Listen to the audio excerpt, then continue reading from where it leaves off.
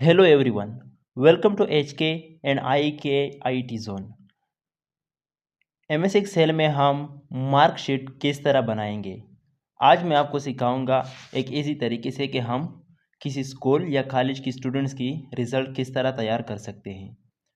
तो इसके लिए मैंने सबसे पहले यहाँ पर जो हेडिंग दिए हैं उसमें सबसे पहले तो मैंने स्कूल का नाम दिया है। इसके बाद रोल नंबर पेर नेम पेर सब्जेक्ट, जितने भी सब्जेक्ट है यहाँ पर हमारे पास 7 सब्जेक्ट है उसके नाम दिए हैं। फिर इसके बाद ऑब्टेन मार्क्स, फिर टोटल मार्क्स, फिर परसेंटेज, ग्रेड, पास फेल और पोजीशन। तो यहाँ पर कुछ रोल नंबर और नाम मैंने पहले से दिए हैं। इसके बाद हम स्टार्ट करेंगे कि हम यहाँ पर जितने भी पेपर है इसको हम ऑटोमेटिक नंबर देंगे। तो सबसे पहले मैंने यहाँ पर जितने भी पेपर्स का एरिया है, ये सब्जेक्ट का एरिया, ये मैंने सेलेक्ट किया इस तरह मैंने ये इसको सेलेक्ट किया। तो कीबोर्ड से फिर is equal to range between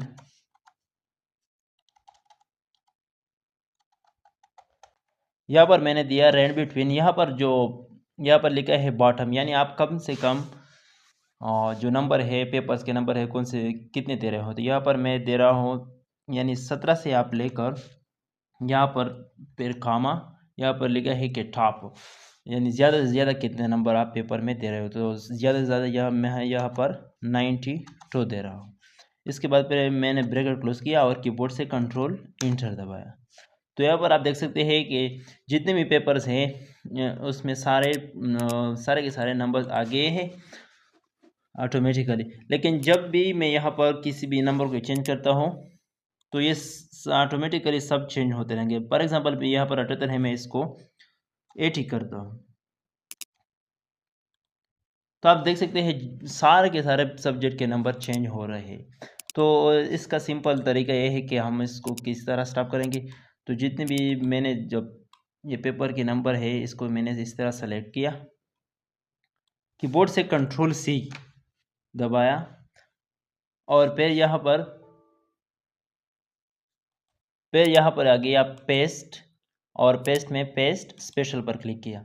यहाँ पर जो है वैल्यू पर मैंने क्लिक किया, यहाँ पर वैल्यू के चेक बॉक्स को मैंने टिक किया और फिर यहाँ से ओके दबाया। अब ये जो नंबर है ये चेंज नहीं होते रहेंगे। तो हम इसको चेक करते हैं। मैंने इस सब्जेक्ट के नाम चेंज किए, इसको मैंने 56 कर दिए। तो ये आप देख सकते हैं कि नंबर वही के वही है। अब इसके बाद हम क्या करेंगे, इसके बाद हमारे पास है ऑब्टेन्ड मार्क्स, यानी ये जो स्टूडेंट्स है इसने कितने नंबर हासिल किए हैं। तो इसके लिए हम सिंपल सा सम का फार्मूला लगाएंगे। तो सम का फार्मूला इस तरह है, इज इक्वल टू सम, यहाँ पर ब्रैकेट ओपन, यहाँ पर मैंने इसको रेंज दिया, यानी जितने भी सब्जेक्ट हैं पहले स्टूडेंट्स की इसका मैंने सेलेक्ट किया और ब्रैकेट बंद करके इंटर कर दिया। तो ये आप देख सकते हैं जो पहले स्टूडेंट थे जिसका नाम हिकमतुल्लाह है, इसने 349 मार्क्स हासिल किए हैं। तो अब जब पहले का मालूम हुआ तो उसके बाद हम फिर ये जो प्लस का निशान आप देख सकते ये ब्लैक हो गया है। तो आप यहाँ पर जब भी डबल क्लिक करेंगे फिर भी ये सब के सब पे फार्मूला लगाया जाएगा। अगर आप यहाँ से आप ड्रैग करके इस तरह ड्रैग करेंगे तो ये पेड़ भी आ जाएंगे। तो ये आप देख सकते हैं सब स्टूडेंट्स के ऑब्टेन मार्क्स आ गए हैं। इसके बाद है हमारे पास टोटल मार्क्स हमारे पास, यानी स्टूडेंट्स ने ये जो नंबर हासिल किए कितने नंबर में से लिए हैं। तो हमारे पास 7 सब्जेक्ट है। 7 सब्जेक्ट के अगर हम 100 नंबर लगाएंगे हर एक सब्जेक्ट की तो हमारे पास टोटल 700 नंबर आते हैं। तो 700 नंबर यहाँ पर मैंने लिख दिए। इसके बाद मैंने डबल क्लिक करके ये सब पे आ गए हैं, यानी स्टूडेंट ने 700 में से 349 मार्क्स हासिल किए हैं। इसके बाद हम स्टूडेंट का परसेंटेज किस तरह निकालेंगे। तो परसेंटेज का फार्मूला यहाँ पर इस तरह है कि is equal to obtained marks, यानी जितने नंबर स्टूडेंट ने हासिल किए हैं वो डिवाइडेड बाय टोटल मार्क्स, यानी एक स्टूडेंट ने जितने नंबर हासिल किए हैं और कितने में से ये नंबर हासिल किए हैं उस पर हम डिवाइड करेंगे, पैर मल्टीप्लाई बाई हम ज़रब देंगे। किस में हम परसेंटेज मालूम करते हैं, तो परसेंटेज के तो 100 में है तो इसके लिए हम 100 में से मल्टीप्लाई करेंगे तो is equal to obtain marks divided by total marks multiply by 100। तो ये हमारे पास परसेंटेज का फार्मूला है, यहाँ पर हम सिंपली इंटर करेंगे। तो ये आप देख सकते हैं कि हमारे पास परसेंटेज स्टूडेंट का मालूम हो गया है। ये जो डेसिमल पॉइंट है ये ज़्यादा है 3 है, तो यहाँ पर हमारे पास मैं यहाँ पर चाहूँगा कि डेसिमल पॉइंट के बाद जो है से वो 2 आ जाए। तो यहाँ पर मैं यहाँ पर लिखा है डिक्रीज डेसिमल, तो यहाँ से मैं एक को कम करूँगा और यहाँ से मैं सिंपली डबल क्लिक करके सबका परसेंटेज मुझे मालूम हो जाएगा कि किसका कितना परसेंटेज है। इसके बाद हमारे पास है ग्रेड। तो ग्रेड के लिए हम इफ़ का फार्मूला लगाएंगे। तो इस तरह से हम लगाएंगे is equal to if bracket open, यहाँ पर मांग रहा है लॉजिकल टेस्ट, यानी आप किस तरह ग्रेड किस चीज़ की बुनियाद पर आप दे रहे हो। यहाँ पर हम ग्रेड परसेंटेज की बुनियाद पर दे रहे हैं कि किसका कितना परसेंटेज हो तो उसको ये ग्रेड दे दो। यहाँ पर मैं एक कंडीशन लगाता हूँ कि इज इक्वल टू अगर ये परसेंटेज इज इक्वल टू या ग्रेटर देन 80,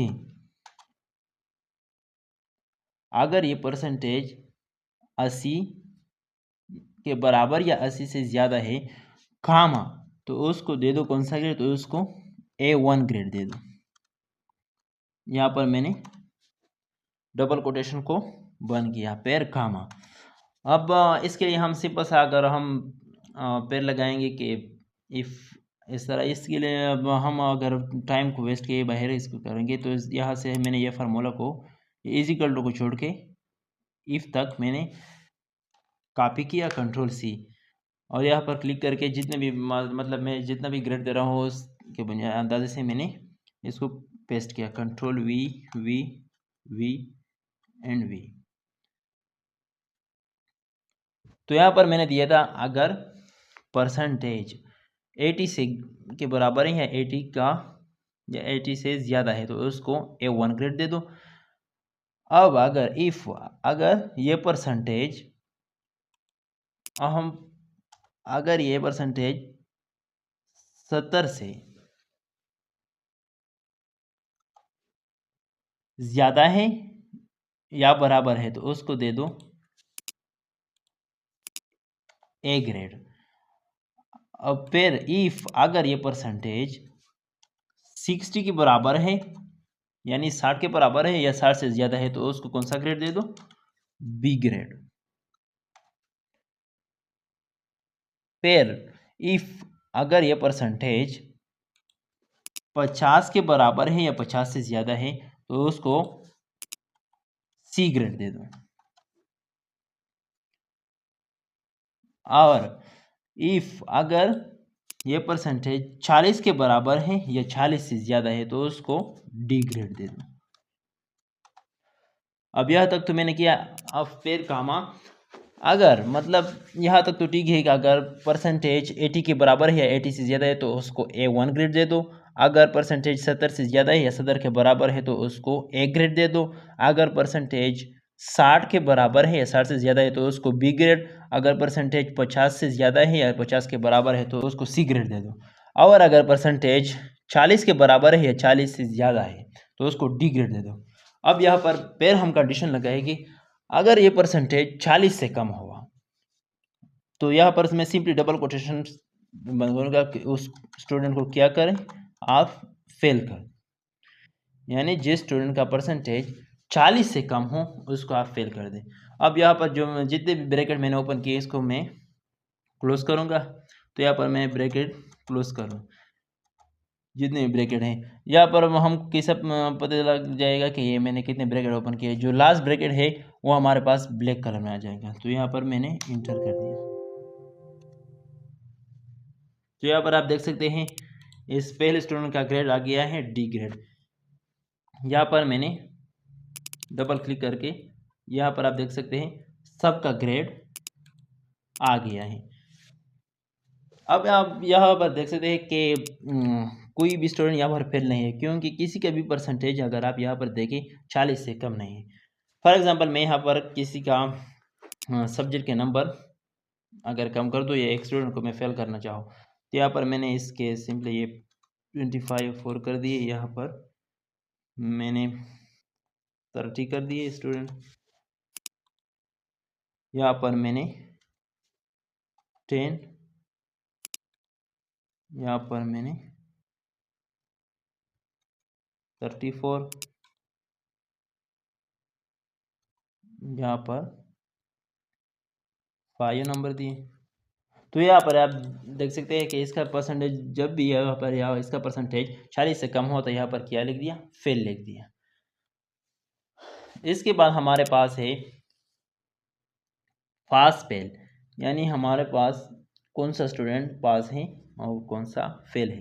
तो यहाँ पर इसके लिए हम फिर भी इफ़ का कंडीशन लगाएंगे। तो इफ़ का कंडीशन हम किस तरह लगाएंगे, यहाँ पर मैंने क्लिक किया is equal to if bracket open, यहाँ पर जो स्टूडेंट है वो भी परसेंटेज के हिसाब से फेल करेंगे। अगर इसका percentage is equal to or greater than 40 है, अगर इस स्टूडेंट का परसेंटेज 40 के बराबर या 40 से ज़्यादा है कामा, तो उसको क्या कहते हैं, डबल कोटेशन में यहाँ पर मैंने पास लिख दिया। तो उस स्टूडेंट को आप क्या करें, पास करें कामा। अगर ऐसा ना हो, मतलब ये इस स्टूडेंट का परसेंटेज 40 के बराबर ना हो या 40 से ज़्यादा ना हो, तो उसको क्या करें, उसको आप फेल कर दें। तो यहाँ पर मैंने डबल कोटेशन में फेल लिख दिया और यहाँ से ब्रैकेट डबल कोटेशन को बंद किया, फिर ब्रैकेट को बंद किया, इंटर कर दी। तो यहाँ पर आप यहाँ पर मैं डबल क्लिक करके सब पे आ जाएंगे। तो यहाँ पर आप देख सकते हैं ये जो एक स्टूडेंट है इसका परसेंटेज 40 से नीचे है, तो ये हमारे पास फेल आ गया। बाकी जितने भी स्टूडेंट का परसेंटेज 40 के बराबर है या इससे ज़्यादा है तो ये सब पास हो गए। इसके बाद हमारे पास है पोजीशन, यानी हम यहाँ पर मुकाबला करेंगे स्टूडेंट के दरमियान कि कौन किस पोजीशन पर है, किस नंबर पर है। तो यहाँ पर हम पोजीशन के लिए रैंक का फार्मूला लगाएंगे, is equal to rank bracket open किया, यहाँ पर मांग रहे हैं नंबर, यानी आप ये पोजीशन किस चीज़ की बुनियाद पर आप दे रहे हो। यहाँ पर मैं दे रहा हूँ ऑब्टेन्ड मार्क्स की बुनियाद पर, यानी यहाँ पर मैं दिया कि जिस स्टूडेंट के नंबर सबसे ज़्यादा है उसको सबसे हाई पोजीशन दे दो। तो यहाँ पर मैंने ऑब्टेन्ड मार्क्स पर क्लिक किया, फिर खामा गया, फिर यहाँ पर मांग रहा है रेफर या ऑर्डर, यानी ये ऑब्टेन्ड मार्क्स जो है ये कहाँ पर है, कहाँ से कहाँ तक। यहाँ मैंने यहाँ पर सेलेक्ट किया कि इसमें से आप मुझे रैंक कर दे ऑब्टेन्ड मार्क्स में से। तो यहाँ पर मैं आ गया, सिंपल सा ब्रैकेट क्लोज किया और एंटर किया। तो यहाँ पर आप देख सकते हैं ये जो स्टूडेंट है ये 13 पोजीशन पर है। यहाँ पर मैं डबल क्लिक करके सबका पोजीशन आ गया है। तो ये था सिंपल सा मार्कशीट। उम्मीद है आपको वीडियो अच्छी लगी होगी। अगर वीडियो अच्छी लगी प्लीज़ सब्सक्राइब आवर चैनल ताकि आपको मज़ीद ऐसे एक्सेल में वीडियो मिल सके।